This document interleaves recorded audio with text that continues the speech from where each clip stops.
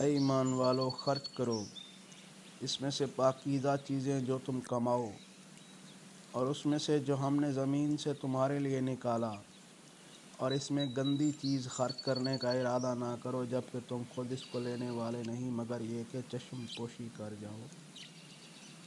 اور جان لو اللہ بے نیاز خوبیوں والا ہے۔ شیطان تم کو تنگ دستی سے ڈراتا ہے اور بے حیائی کا حکم دیتا ہے۔ اللہ تم سے اپنی بخشش اور فضل کا وعدہ کرتا ہے۔ اللہ وسعت والا، جاننے والا ہے۔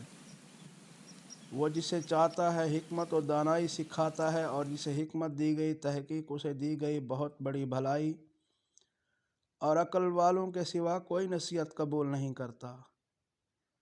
اور جو تم مال خرچ کرو گے، کوئی خیرات یا کوئی تم نظر مانو گے، تو بے شک اللہ اسے جانتا ہے، اور ظالموں کے لیے کوئی مددگار نہیں۔ اگر تم خیرات ظاہر دو تو یہ اچھی بات ہے، مگر اس کو اگر چھپا کر دو تو زیادہ بہتر ہے، اور وہ دور کرے گا تمہارے کچھ گناہ۔ اور جو کچھ تم کرتے ہو اللہ اس سے باخبر ہے۔ ان کی ہدایت کا ذمہ آپ کے ذمہ نہیں، لیکن اللہ جسے چاہتا ہے ہدایت عطا کرتا ہے۔ اور جو تم مال خرچ کرو گے تو اپنے ہی واسطے، اور خرچ نہ کرو مگر اللہ کی رضا حاصل کرنے کے لیے۔ اور تم جو مال خرچ کرو گے تمہیں پورا پورا بدلہ ملے گا، اور تم پر زیادتی نہ کی جائے گی۔